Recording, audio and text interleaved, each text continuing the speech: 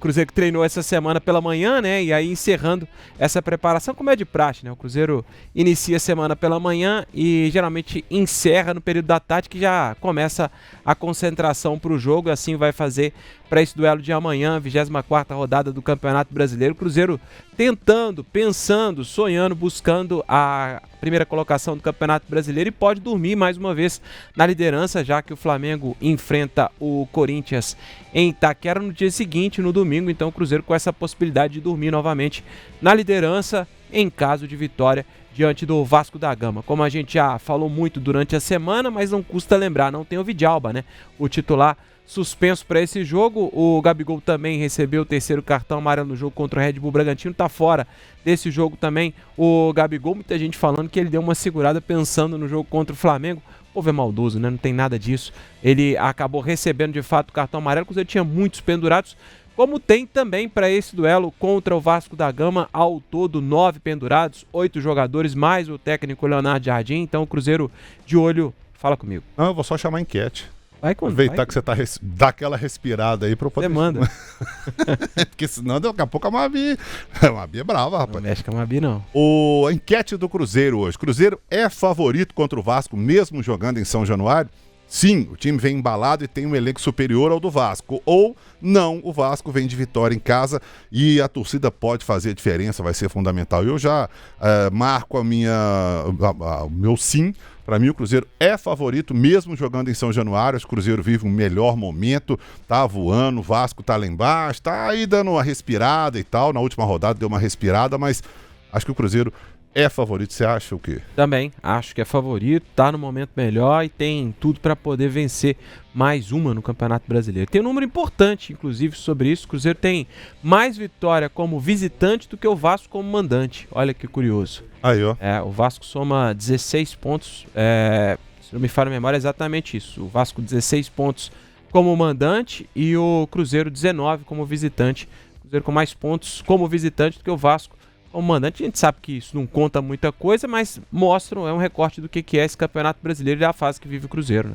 Ô Lélio, e aí, o que você responde da enquete aí? O Cruzeiro é favorito mesmo jogando em São Januário ou não? Hoje, nas apostas da rodada, eu apostei no Cruzeiro. Então, pra mim, ele é favorito. Com certeza. Agora, isso não significa dizer que ele já ganhou o jogo, né? Mas que ele é favorito, com certeza. O momento do Cruzeiro é bem superior, né? Bem superior. O Vasco vem de vitória, né? Mas vem derrapando no campeonato. O Cruzeiro tá no embalo, né? O Cruzeiro tá... Agora, a gente não tem como falar desse jogo sem falar também do jogo contra o Flamengo por causa dos pendurados. O Rafa, eu até te interrompi, você estava falando sobre isso, né? Tava não fala isso não, senão o cara vai ficar bravo aí de novo. Melhor não falar. Tem o dono aqui do negócio, né? O novo Vitório Medioli do YouTube aí. Não, ele vai ficar bravo. Eu gosto mais de vocês, pelo amor de Deus. Aqui, ó, 11 partidas como visitante do Cruzeiro, são 19 pontos. Para 12 jogos como mandante do Vasco, só 16 pontos.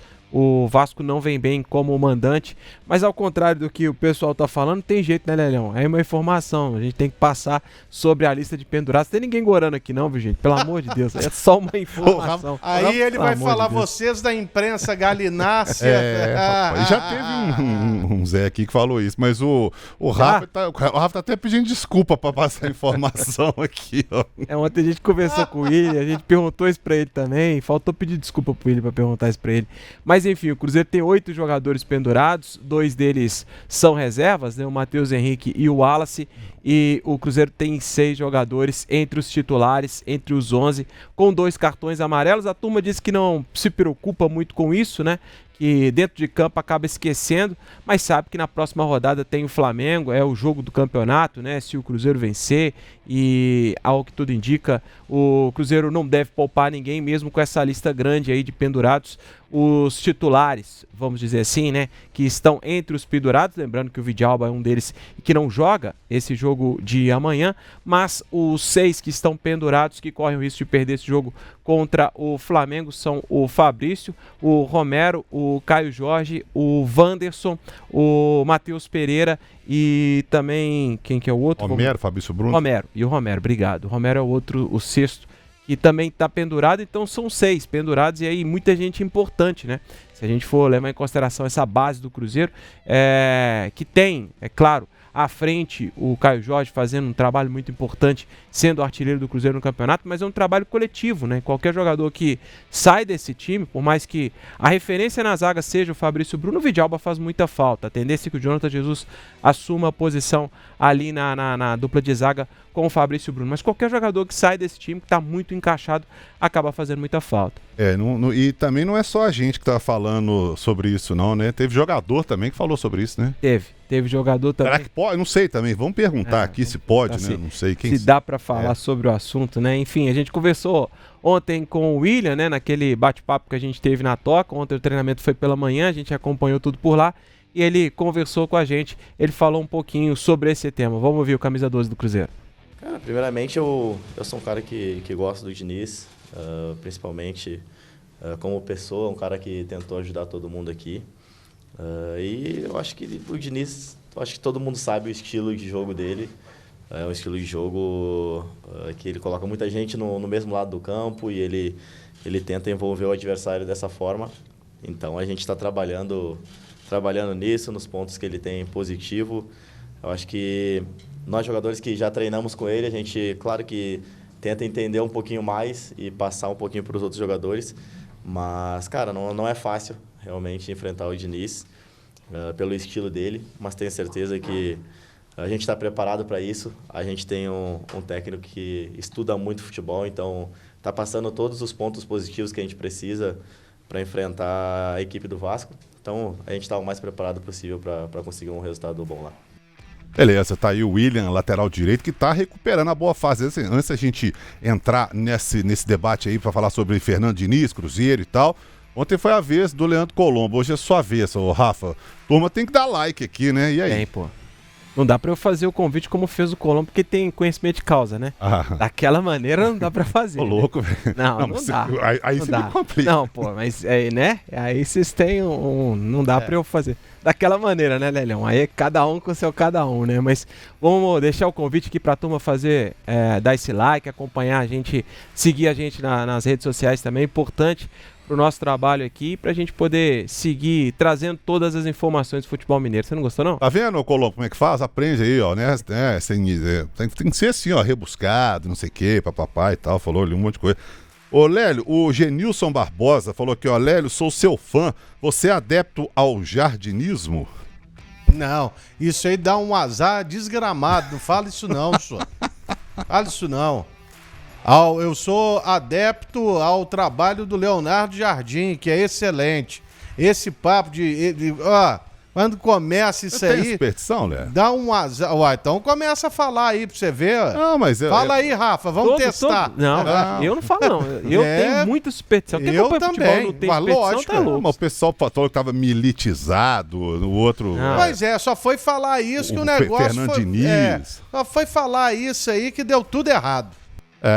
O dinizismo, que o cara até mandou pra gente, tava confundindo com o Gene Simmons, baixista do Kiss.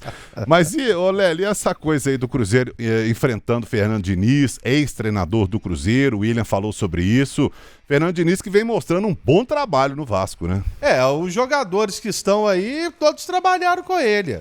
Com exceção dos que chegaram, do Wanderson que chegou depois e dos 4 novos jogadores que foram contratados nesta janela de transferência. Então ele conhece todo mundo.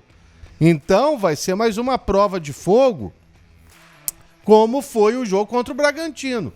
Porque o Seabra conhecia também boa parte do elenco do Cruzeiro. Agora, além disso, né, o técnico ele estuda o adversário. E o Fernando Diniz não é diferente. Então ele já sabe como o Cruzeiro joga, enfim. Tô muito curioso para ver a saída de bola do time dele. Vai encarar a mesma marcação, pressão que o Cruzeiro faz? E lembrando, né, que no jogo contra o Bahia, o gol do Bahia foi uma entregada dessas. Então é um confronto que promete aí fortes emoções, mas como nós já votamos aqui, né, o Cruzeiro é o favorito para vencer o Vasco amanhã, mesmo com São Januário completamente lotado. Isso aí, o Genilson Barbosa ainda fala aqui, ó, o Vasco melhorou depois que comprou 2 zagueiros, mas o Cruzeiro é superior.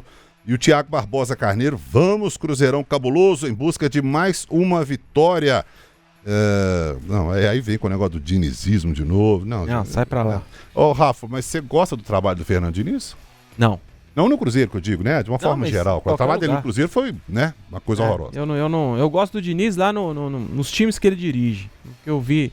E sempre falava isso, que eu achava muito legal o trabalho do Diniz, mas não queria ver no meu time. E aí, acho bacana, uma ideia diferente, mas acho que aquela ideia, aquele bate-papo que o Pedrinho teve com a gente, aquela frase dele, pra mim, diz muito, né? Quando ele fala da demissão, quando ele fala que a gota d'água foi aquela frase que ele teve com ele, que falou, você tá aberto a alguma mudança, você vê alguma mudança? Ele não. Então, pra mim já deu. Eu acho que é por aí. O treinador tem que entender o que ele tem na mão, se pode aplicar aquela ideia de jogo para todos os jogadores que ele tem no elenco.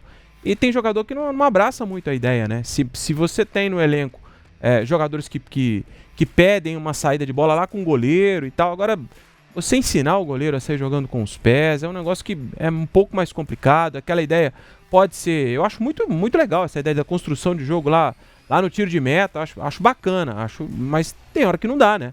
Tem hora que não dá, o chutãozinho resolve.